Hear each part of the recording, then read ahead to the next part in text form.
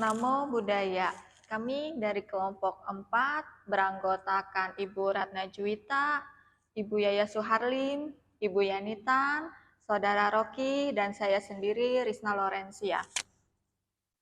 Kami mahasiswa Staben Sriwijaya semester 2. Pada kesempatan ini kami mendapatkan tugas mata kuliah Winaya dan kami diberikan kesempatan untuk bertatap muka langsung dengan Yang Mulia Biku Gunaseno sebagai narasumber kami di Wihara Dipa Ratana dengan tema faktor pelepasan jubah.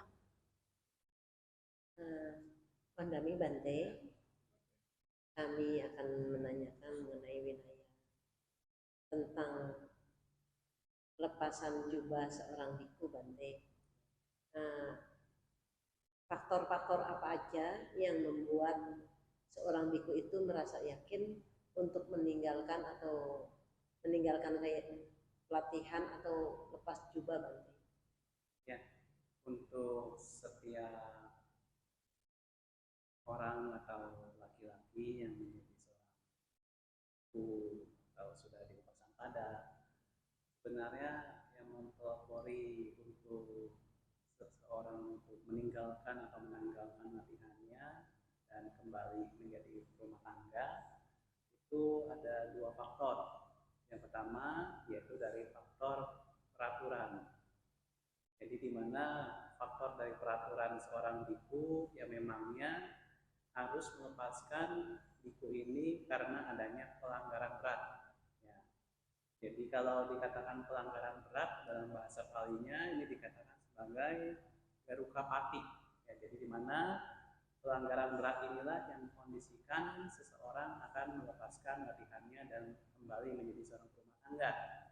Yang dimana garuka pati ini yang biasanya kita ketahui yaitu telah melanggar 4 parajika. Ya, 4 parajika. Yang pertama yaitu melanggar dari yang namanya hubungan intim, baik itu kepada seorang perempuan atau bahkan binatang betina sekalipun. Jadi di mana pelanggaran hubungan intim inilah yang mengkondisikan seseorang akan menanggalkan atau meninggalkan latihannya. Yang kedua yaitu melakukan sebuah pembunuhan, ya, baik itu pembunuhan kepada manusia atau pembunuhan kepada makhluk hidup sekalipun. Jadi dia dikatakan tidak sanggup lagi menjalani latihannya. Yang ketiga yaitu melakukan tindakan pencurian atau bisa dikatakan sebagai korupsi, ya, baik itu korupsi penggelapan dana haram misalkan, dana umat atau dana pribadi juga misalkan, dia mengatasnamakan dirinya untuk mencari dana misalkan, ini pun seorang dikatakan garuka pati atau pelanggaran berat. Nah yang keempat inilah yang dikatakan setiap umat harus memahami bahwa seorang biku tidak diperkenankan telah mencapai kesucian atau kesaktian sekalipun atau kekuatan abinya atau kemahiran batin dari tingkat pencapaian jana, meditasi, ini pun seorang biku tidak boleh mengakuinya karena ini akan melakukan pelanggaran berat atau garuka pati. Ya, kemudian pelanggaran yang kedua yaitu dikatakan pelanggaran yang bisa diperbaiki atau dalam bahasa Pali dikatakan sate kica, ya. Jadi pelanggaran yang masih bisa diperbaiki ini, misalkan seorang biku harus mengakui pelanggaran-pelanggaran pacitya. Ya, pacitya inilah dikatakan pelanggaran yang harus diakui minimal 20 orang biku atau lebih kalau seseorang melakukan pelanggaran sanggadisesa. Sanggadisesa yaitu 13 pelanggaran, ya sama seperti parajika, tetapi sanggadisesa ini masih bisa disidang minimal 20 orang biku. Makanya biasanya kami para biku kalau untuk melakukan osaka atau patimuka, biasanya kami mengakui yang namanya pelanggaran-pelanggaran ringan, ya, dengan kita mengucapkan kalimat bahasa Pali. Jadi di mana dalam hal ini antara tulacaya pelanggaran berat, ya, pelanggaran berat ini yang misalkan yang harus diakui pada para biku ya seperti sanggadisesa itu yang ada 13 atau 2 aniyata. Jadi memang poin utamanya dari sanggadisesa ini ya ini berkenaan dengan lawan jenis juga berkenaan dengan seorang biku misalkan nggak boleh merayu seorang perempuan, seorang biku nggak boleh menjadi macomblang atau pacomblang buat para kaum jodoh misalkan harus ya jadi dimana mencarikan jodoh seperti itu, tetapi misalkan menasehati nggak apa-apa, tetapi kalau untuk mencarikan minimal nggak perlu karena nanti akan berurusan dengan hukuman atau sidang misalkan seperti itu. Makanya dalam hal ini ketika seseorang yang memang punya alasan yang pertama ini karena mempunyai pelanggaran berat atau pelanggaran yang memang harus menanggalkan jubahnya, ya pasti ini akan mengkondisikan dia lepas jubah, seseorang ini menjadi lepas jubah. Kemudian yang kedua yaitu faktor keinginan, ya. Keinginan inilah yang memang harus dihadapi bahwa sebagai seorang bante atau seorang biku itu keinginannya untuk apa? Kalau untuk masih keterpikirkan kepada harta, wanita, ini yang harus dijauhkan. Karena seorang biku ini harus bisa mengkondisikan batinnya selalu penuh kepuasan atau penuh sakti. Jadi di mana dengan cara ini ketika ia bisa mengikis keinginannya, mungkin dia terpikat dengan lawan jenis, terpikat dengan perempuan, dia pun harus bisa membatasi, oh iya saya sudah menjadi seorang biku. Makanya di mana ada 10 perenungan biasanya kalau untuk menjadi seorang pabajita atau menjadi seorang samana, yaitu di mana di dalam anggota Nikaya ada dikatakan perenungan 10 perenungan untuk bagi para kaum samana, ada di dalam buku Pabajita biasanya. Makanya dalam hal ini ketika seseorang memangnya sudah menjadi seorang pabajita, sudah menjadi seorang samana, ya ia akan ingat bahwa bagaimana cara saya agar tidak melanggar ya peraturan kecil sekalipun, ya, peraturan kecil yang misalkan yang dikatakan sebagai pacitia. Jadi pelanggaran-pelanggaran yang harus diakui. Dalam hal ini ya pasti ada banyak poinnya, tetapi yang paling utama misalkan yang paling utama di sini misalkan seseorang itu saja dalam hal menerima dana, dalam menerima cetak percaya, dia pun tidak boleh bersenang. Misalkan, wah saya mendapatkan makanan yang enak, wah saya mendapatkan dana cetak percaya yang besar, jumlahnya sekian nominal, ini pun nggak boleh, karena itu melanggar peraturan pacitia atau peraturan ringan yang harus diakui pada saat berposata. Jadi seperti itu dalam hal seseorang melatih muka, melatih winaya yang harus dijalani, dan memang peraturan-peraturan yang memang harus diketahui oleh umat tangga pun harus dijelaskan oleh para biku agar tidak ada kesalahpahaman atau kesimpang siuran seperti itu. Ya. Pertanyaan selanjutnya, apakah pelepasan jubah selalu dianggap sebagai tindakan negatif atau dapat menjadi bentuk pembebasan diri? Sebenarnya kalau seseorang untuk menanggalkan latihannya atau mengembalikan latihannya di zaman Sang Buddha menggunakan tidak harus ada upajaya di dalam sebuah latihan ini. Misalkan dia ke hutan, dia lepas jubahnya di pohon saja, kalau mengembalikan latihannya di zaman dulu tidak kenapa. Kalau zaman sekarang misalkan harus melepaskan jubahnya, yang minimal di para anggota sangga yang mau melepaskannya, karena juga ada para anggota sangga yang mau melepaskannya. Kenapa? Karena harus dinasihati terlebih dahulu. Seperti halnya di zaman Sang Buddha, saat masih Sang Buddha banyak para biku yang memangnya sudah merealisasi dhamma, sehingga tidak adalah yang dikatakan meninggalkan latihannya atau mengembalikan latihannya. Makanya sebenarnya kalau di negara Buddhis, seseorang yang memangnya sudah menanggalkan atau meninggalkan latihannya, yang memang itu sudah biasa, sudah umum. Tapi kalau di dalam negara kita, di negara Indonesia, karena jumlah bante, jumlah para anggota sangga masih sangat sedikit, dan juga masih terkadang banyak wihara yang masih kosong, belum ada para biku tinggal atau para samana tinggal. Inilah yang mengkondisikan para umat itu menjadi ada rasa kecewa, ada rasa kurang percaya. Oh ternyata saya yang sudah selama ini menjadi donaturnya, sudah sponsorinya, sudah mensupportnya, kenapa harus lepas? Tetapi untuk para umat yang memang sudah mengetahui atau memahami, oh iya mungkin beliau lepas jubah karena ada kepentingan umum atau kepentingan yang harus dia lakukan untuk tanggung jawab sebagai seorang anak misalkan. Jadi di mana di sini seseorang bante atau seorang biku yang melepas jubah, Yang pertama karena mungkin alasan harus merawat orang tua. Ya, yang kedua misalkan harus merawat pasangan hidupnya karena terpikatan dengan lawan jenis. Ya, jadi bisa dikatakan kalau di dalam ajaran kita mungkin sudah bertemu jodohnya sehingga terpikatlah lawan jenis dan menjadi rumah tangga. Tapi kalau misalkan pendirian seorang biku ini kuat, meskipun ada lawan jenisnya yang suka dengan dia, ya kita bisa mencontoh seperti Sang Buddha.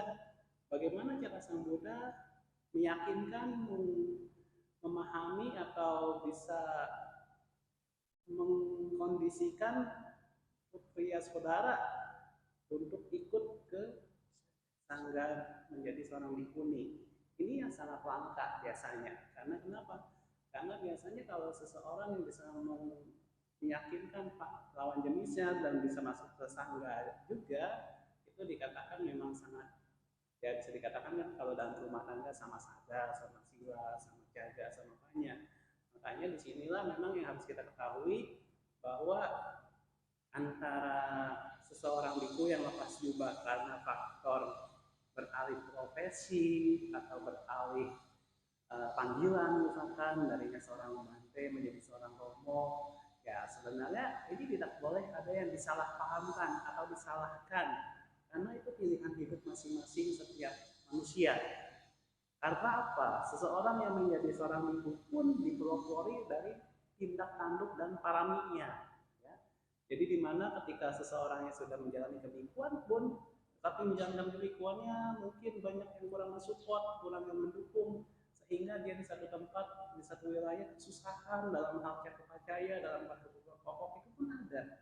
Makanya dalam hal ini kembali lagi pada pribadi setiap manusianya, di mana bahkan ketika seseorang memilih untuk mengembalikan latihannya, kita tidak boleh menyalahkan karena itu berhubungan dengan latihannya pribadi.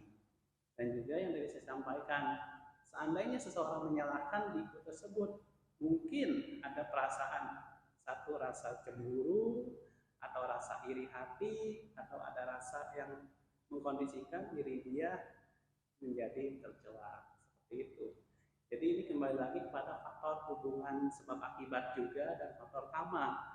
Kalau misalkan seseorang ini menjadi seorang pabajita, menjadi seorang samana hingga parinibbana seperti Sang Buddha, itu sangat luar biasa sekali karena sudah mencapai buah dari pencapaian maga dan pala. Tetapi kalau seseorang misalkan dalam latihannya kemudian banyak yang memang mencela, banyak yang iri hati, itu pun dia harus kuat karena itu akan mengkondisikan kebijaksanaannya muncul di dalam dirinya. Jadi memang dalam latihan ini menjadi seorang biku pun sebuah hubungan karma masa lampau yang memang harus saat ini dijalani kembali, sehingga itu akan mengkondisikan pencapaian kesucian atau merealisasi nibbana di kehidupan saat ini. Jadi seperti itu, tidak ada yang harus kita salahkan karena semua berhubungan dengan faktor sebab musabab yang saya berkaitan atau jasa upaya itu sendiri. Makanya di mana para biku pun senantiasa mengulang dari yang namanya 12 nidana, 12 paticca samuppada ini yang mengkondisikan dirinya dia menjadi kuat, menjadi teguh sehingga tidak terpancing oleh yang namanya 4 bahaya, ya. Bahaya hiu, bahaya buaya, bahaya gelombang, bahaya pusaran air. Karena 4 bahaya ini akan senantiasa tidak hanya para biku saja tergoda, tetapi para rumah tangga pun pasti tergoda, baik dengan lawan jenis, baik dengan harta duniawi atau ya bisa dikatakan kekuasaan. Ya inilah yang mengkondisikan dia akan terpancing menjadi kembali pemikirannya pemikiran rumah tangga. Satu lagi Bante ya, tadi kan Bante bilang ada istilah hiu, buaya, gelombang. Nah itu maksudnya apa ya Bante? Kalau untuk istilah hiu atau dikatakan sebagai lawan jenis atau perempuan, tapi kalau misalkan dikatakan sebagai buaya, ini berkenaan dengan harta, kesetaraan harta duniawi. Misalkan menjadi seorang biku tujuannya untuk mengumpulkan harta dan benda atau mengumpulkan popularitas, itu pun harus dijauhkan. Kemudian lagi ada gelombang, ya jadi bagaimana pikiran kita ini tidak mudah terseret arus duniawi, ya. tidak mudah terseret arus duniawi sehingga menjadi kembali latihannya, mengembalikan latihannya. Dan pusaran air ini berkenaan dengan emosional, berkenaan dengan amarah, ya. Jadi di mana memang biasanya para biku pada saat berusia muda itu memang terkena emosionalnya, terkena masih harus ditempa dengan meditasi misalkan. Tapi juga ada faktor yang mempelopori, misalkan dia menjadi emosional, mungkin menghadapi lingkungan sekitarnya tidak sesuai dengan kondisi apa yang dia latih selama ini, itu pun bisa mengkondisikan. Makanya dalam hal ini 4 faktor ini yang paling mencakup di dalam setiap para anggota sangga, para biku atau samana melatih 4 ini untuk tidak yang tadi saya sampaikan pada saat di awal, paling singkatnya yaitu hatha, takha, wanita, 3 tak. Kalau di negara Buddhis, ya negara Thailand itu biasanya negara 3 tak gitu. Jadi ini yang harus setiap para anggota sangga sadari agar bisa melatih tingkat pencapaiannya sehingga mengkondisikan kehidupan yang damai dan tentram.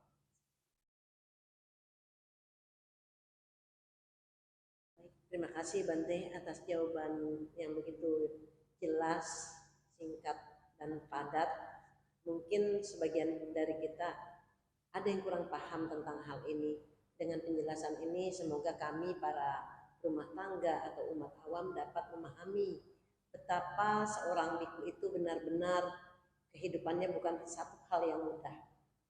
Kehidupan para pabbajita ini benar-benar harus mendapatkan support yang begitu luar biasa, karena lepas jubah atau peninggalan latihan atau tidaknya bagi seorang pabbajita ini juga tidak lepas dari support dan dukungan kami sebagai para rumah tangga yang harus mendukungnya, juga kekuatan parami dari para biku itu sendiri. Mungkin ini yang dapat kami terima Bante dari penjelasan yang Bante berikan. Semoga bermanfaat dan semoga ini juga membawa kebahagiaan bagi kita semua dan semua makhluk. Terima kasih dan anumodana Bante. Kami izin namaskara Bante.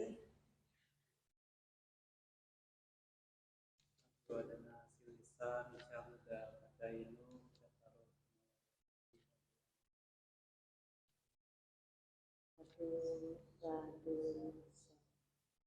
Semoga selalu sehat dan bertahan Bante di dalam proses.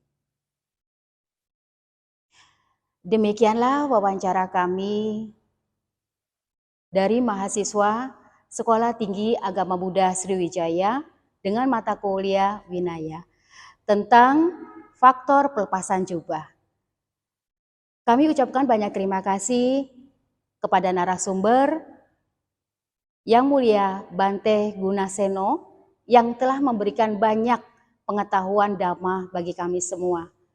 Dan semoga ini juga bermanfaat bagi kita semua dan semoga bisa dapat memberikan banyak wawasan kepada para mahasiswa lainnya. Sebelum saya tutup, terimalah salam dhamma dari saya. Namo Sang Adi Budaya, Namo Buddhaya, terpujilah para Buddha dan para Bodhisattva, Sabe Sata Bawantu Sukitata. Semoga semua makhluk berbahagia. Terima kasih.